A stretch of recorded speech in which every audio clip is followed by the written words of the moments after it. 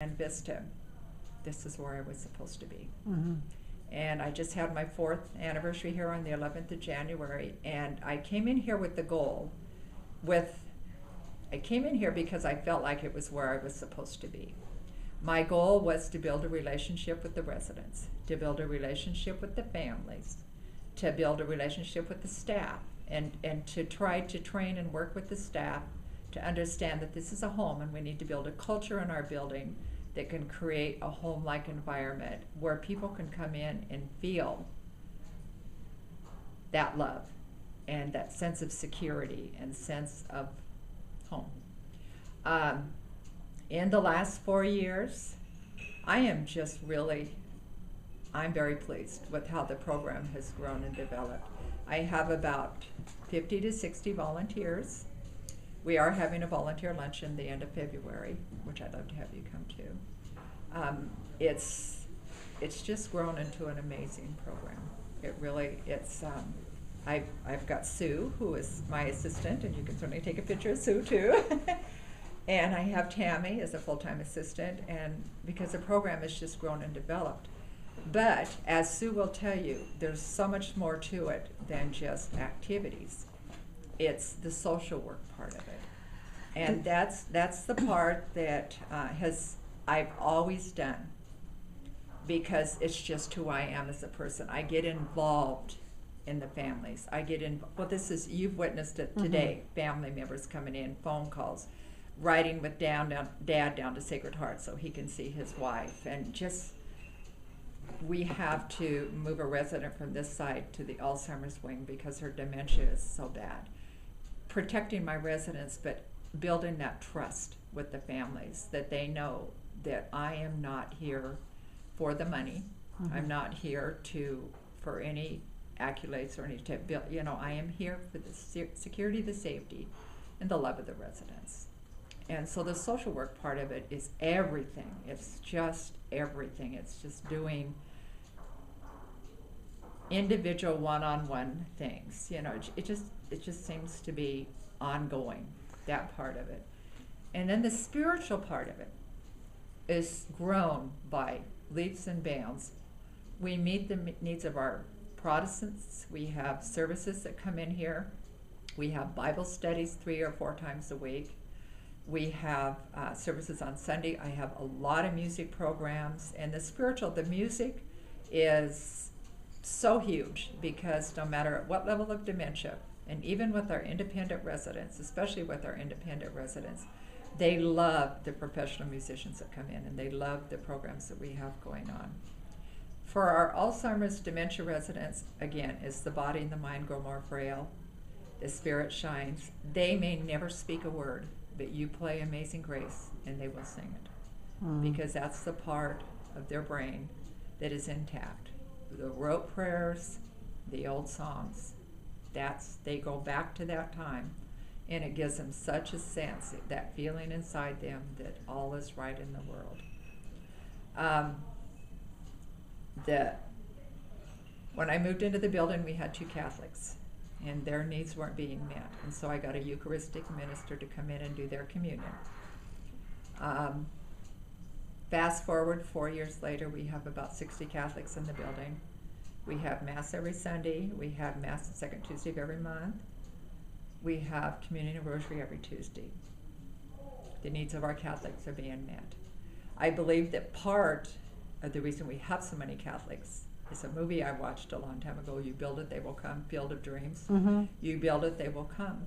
That I've really noticed is what you were talking about, is the social service, I guess maybe even calling it assessing. It seems like you're assessing Always. constantly. Always. Every time Always.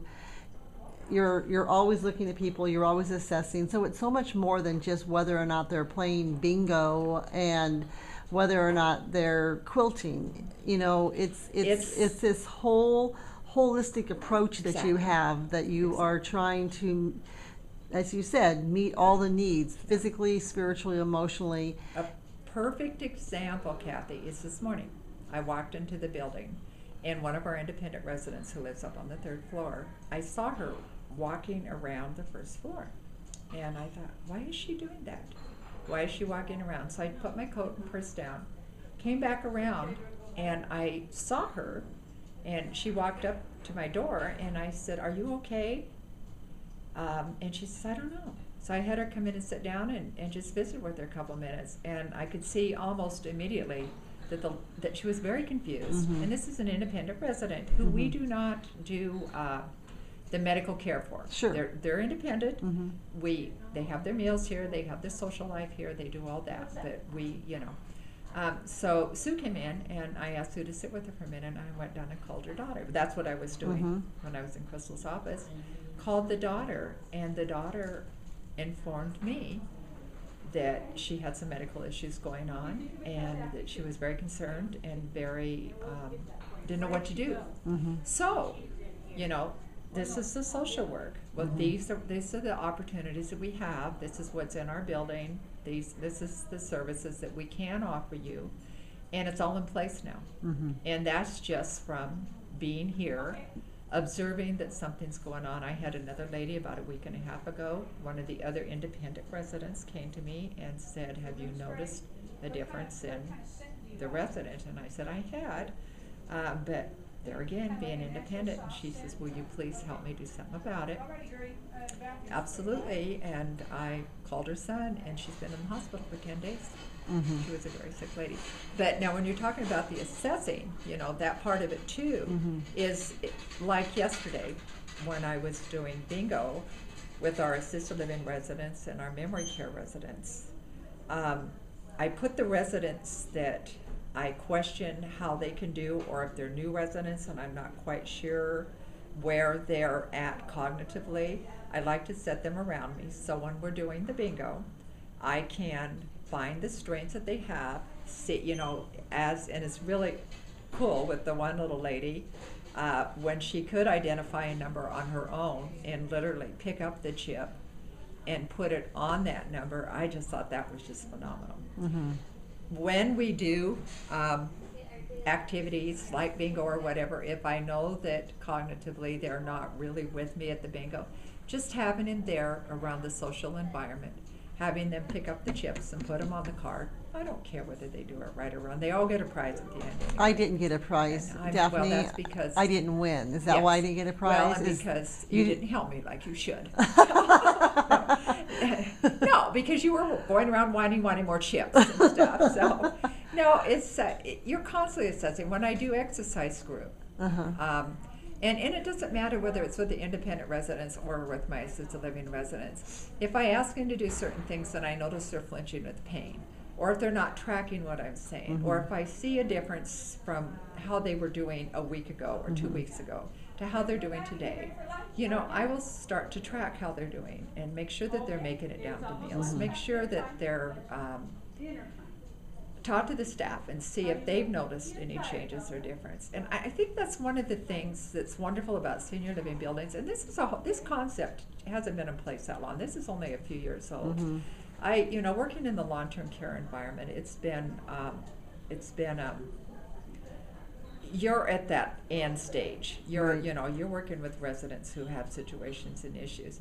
This is so phenomenal. This is such a different thing, but what a sense of security for the residents and a sense of security for the families. Oh, yeah. To be able to move into a building and to know that even though mom's in an independent apartment, you can ask anybody that works in this building, they're going to know who mom is.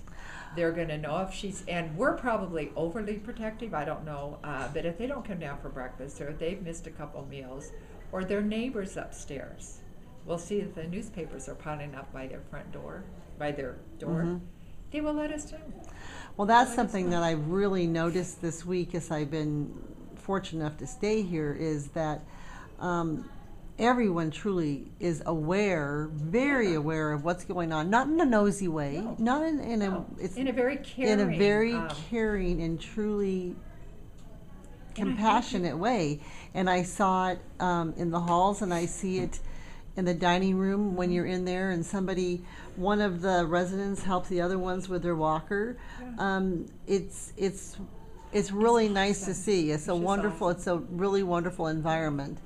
And I suppose part of that is because Moran Vista is not comparatively speaking, a We're not huge huge, building. yeah. But what I like about it and what I've observed this week is that although you're not huge, you're not small either. So you're this nice middle Kind of the size middle, that yeah. you're able to offer a lot of things that the large ones can, but at the same time, you know every one of your residents. Yeah. And I really like